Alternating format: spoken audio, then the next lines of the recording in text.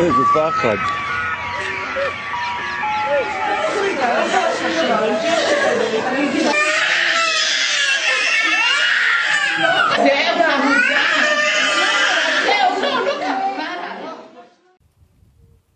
We're in Sderot right now, and this is the most significant place because it's a protected playground.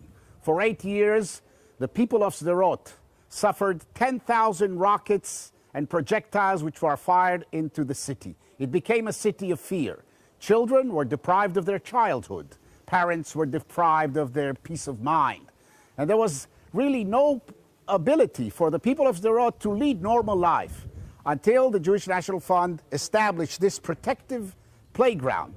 The idea of building an indoor playground here in Sderot came about from a visit that was done by our president of JNF and myself. We were here and there was a holiday in Israel. There wasn't a child out on the street.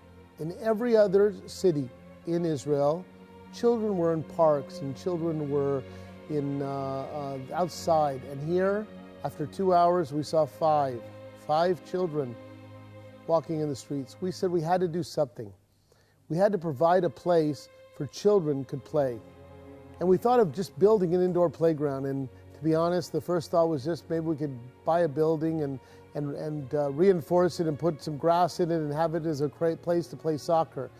The evolution of it came about that when we talked to parents, when we talked to children, the mother who said, I think the best, I want a place where I could hear the noise as loud as you hear and sometimes are disturbed by, we just wait for it after 8 years. And so we built a place for the mothers and the fathers, for the children, for the grandmothers, for the whole family to come and have as a place of recreation, a place of safety, to make it so that it was full family oriented. So we started first with smallest children, from the children of 1 year to 5 years. And so the first section of our play area is that kind of place where a mother or father are taking their infant child and they're playing in some of the areas and where balls are rolling and all of the kind of facilities. I then moved up into the mid years, that 7 to 14 year area of life. And that's where we have the bouncing machine, which of course, you know, it's like the most popular part of a playground.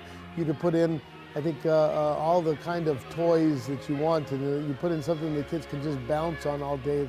It's a wonderful place. So we put in the middle of the play area, we put a station in which kids can come and socialize and play a store and really live a life. Even to, I have to tell you, as you move up into the teen area, one of the focus groups that we did with teenagers, we found that teenage girls just wanted a place to hang out.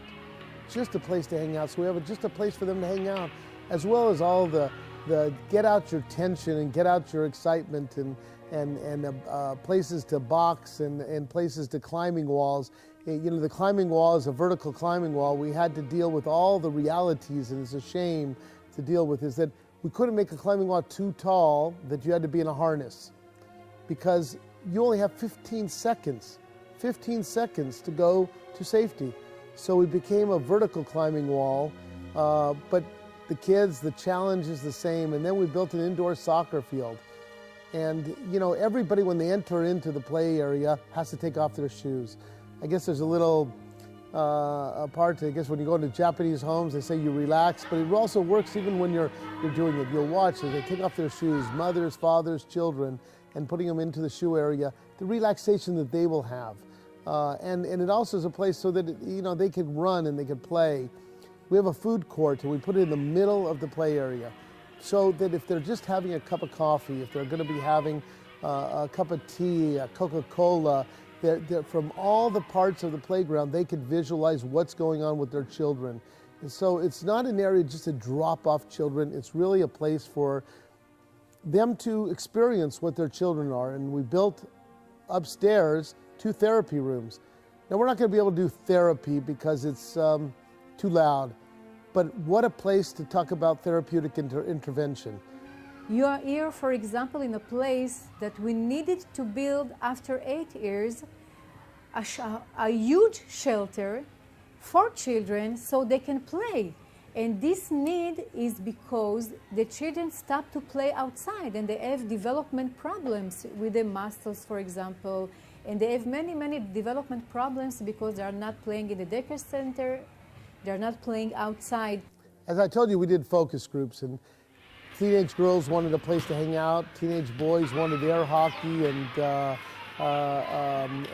ping pong tables, and so we added that. And then we have a place that's, you know, again, it's a place to really get out that energy. So we have that dance revolution machine and screens, so that, yes, we have those opportunities for them to sit and play video games. I'd much rather have the video games and be playing here in this playground than to be sitting at home. This is an amazing change. A bomb shelter is a place where you go for safety because of a fear of attack. We have built a bomb shelter where you go to play and don't have any fear of attack. We built this playground with love, but we built it by donations, by people expressing their love by donating to making the reality happen. You know, one of the things we learned in this playground was we had 150 dolls. 150 dolls in which the children were able to put makeup on and play. And you know what? After the first day, we were down to 3. Because how do you tell a 7-year-old child to put back the doll?